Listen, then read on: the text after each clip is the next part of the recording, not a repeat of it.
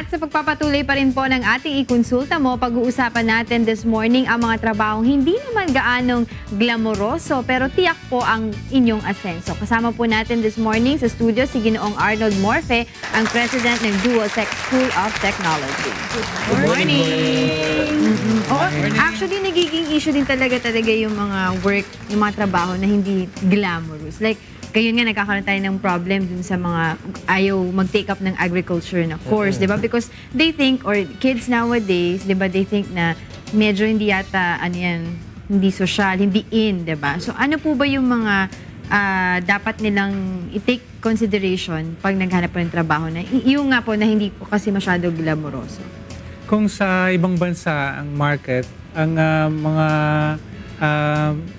competencies na madaling makakuha ng trabaho ay yung halimbawa pag-welding, yung plumber, skilled workers talaga. Yung mga skilled workers. At hindi talaga mawawalan ng trabaho yan dahil sa mga industriya at saka sa mga bahay-bahay, yung competent na plumber for example, mahirap makuha. Pero sa ibang bansa, ang pagtingin sa mga may skills, katulad ng kung sino mang professional. May dignity of labor kasi doon. Yes. Bakit po ba ganun ang mindset ng mga Pilipino? Actually, I was gonna say. Yes, kasi nagsimula tayo dun sa pag-introduce ng American system sa education na yung ang Amerika, kinopya nila yung German model. 2 tracks. So, mag-university ka o di kaya mag-vocational ka. Ang kinuha ng mga Americans, yun lang university. Pero hindi nila nakuha, na-introduce yung vocational. Yun ngayon ang purpose ng Dual Tech noong 1982, nung itatag yung aming model. Ang inisip namin, paano i-introduce sa Pilipinas yung concept na matututo ng vocational at maging dignified na trabaho confident yung matatapos sa programa. Parang yung sa mga sa TESDA, 'di ba, pag nag-aral ka doon, like for example, ang title mo lang doon mananahe, pero eventually you will develop that, tapos pwede ka na maging designer also ng mga damit, 'di ba? Hindi lang mananahe, so well-known designer ka na rin. So pwedeng into glamorous na rin siya, 'di ba? So sa ngayon, yung linya ng pagluluto, wala nang problema. Pumasok na sa... Ay, oo. Sa glamorous na yung mga chef, di ba? Dati cook na sila Dati ng kasi chef. wala. Dati cheap Mahal mahal. Mahal magpaaral. Nasa pagdadala rin yun minsan, no? Nasa pagdadala mo rin yun glamour or hindi. Yes. Somehow. It's how you package yourself. Or So kung nag-welding ka, tapos naka-gold slippers. But then you're doing high-end projects, di ba? I mean, hindi mo rin... So talagang kasama sa vocational, hindi lamang yung skills, kundi yung values. Kaya nga, halimbawa, meron 3 daw na tinanong, merong nagtatrabaho sila doon. Hoy, anong ginagawa mo? Sabi nung isa, nagpapatong ako ng hollow block, tapos papatungan ko ng isa pang hollow block. Tapos yung isa naman tinanong, anong ginagawa mo? Mason ako. Ako gumagawa ng pag may bahay na kailangan, basta yung may dingding, gagawin ko. Yung pangatlo na tinanong, anong ginagawa mo? Gumagawa ako ng mansyon. Yun. So, Mindset. yung mindset na sinasabi na meron kang confidence, kung yan ay pagiging plumber, kung yan ay pagiging mason, kung yan ay pag-welder, Basta may goal. kung buo yung confidence mo sa sarili mo, may ibenta mo yung konsepto mo eh. Kasi kung mahal mo yung trabaho mo, maaaring makakakuha ka ng ibang paraan. Pare-pareho kayong mason, pare-pareho kayong welder, pero yung sayo, iba kasi may Parang it's distraction. how you embrace your job, no? The way you market yourself also. Tama yan kasi naalala ko nung 2000, kakastart ko lang ang trend sa culinary. Tapos nag-aral ako, tapos sabi, anong pinag-aaralan mo? Nahihiya ako magsalita. Tapos sinabi ko, doon ako, binigay ko yung name ng school. Sabi ko, nagluluto ka lang. Sabi sa akin. But 3-4 years later, di ba graduate ka ng culinary? Iba na tingin ngayon sa mga chef. It's also how you perceive yourself. Kasi ako, honestly, nung time nun, nahiya ako eh. Nagluluto lang ako eh. Yun lang ang mindset ko eh. But it's very expensive. Yeah. Oo. Kasi may market na. Yeah.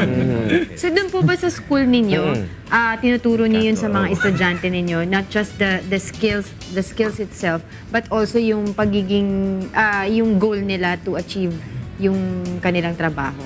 Ang itinuturo namin yung holistic, yung ownership, nung hindi lamang trabaho, kundi yung concern, yung service. Kasi ang ginagawa namin sa amin, binibigyan namin sila ng 7 skill sets. Matututo sila sa lahat ng yon. Then may mga partner companies kami kung saan madideploy sila in different areas. Kadalasan, pag nakatapos na, employed na sila nung company kasi nakita na kung paano sila magtrabaho. Doon sa hindi makukuha dahil walang item, for example, nagka-train yung Nestle, and then they're a very lean organization. So, pag tinawag na, ay, saan ka galing? Sa Nestle. So, maraming kumpanya na pwedeng kumuha sa kanya. Pero dahil nasanay siya sa iba't ibang larangan, okay lang. Nakaka-adapt siya sa kahit anong pabrika. Kaya nga, Flexible. merong kumbaga. tatanong, ano ho yung naaabot ng mga gumagraduate ng vocational? Sabi ko, dahil sa karanasan ko, owner. Yeah. Owner ng kumpanya. Isang business, di ba? Kasi technically, yun naman talaga. Pero ano po ba yung mga patok na mga course o vocational course na kinukuha sa inyong eskwelahan? Kami isa lang course namin, yung tinatawag naming electromechanics. Okay. Kasi combination nga siya ng electrical, mechanical skills.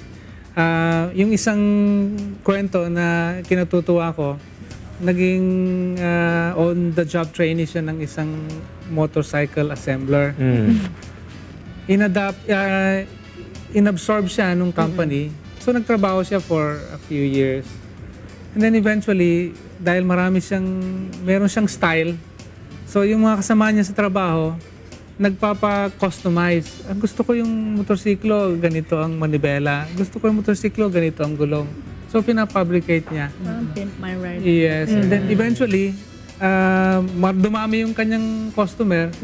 Kaya kailangan niya na mag-resign. May sarili na siya. May sarili na siyang kumpanya. That's a good one. That's a good, But because wait, last na to. But because hindi nga siya glamorous, sir, do you think mas maraming, people should look into it, mas maraming tao who can actually make yung para bang make a good life because nobody is rushing to the same jobs, parang yun? Sa totoo lang, marami ng college graduates.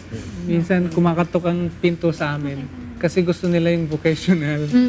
Dahil alam nilang yung skills talaga na yun. Specific, yeah. skill specific. Yes. Okay, sige sir. That was Okay. okay. So pag nag-graduate po sila sa inyo, may mga recommendations din kayo with other companies. Yes. Right? Okay. So why don't you invite them or tell the viewers just in case gusto nilang i-check out yung school ninyo?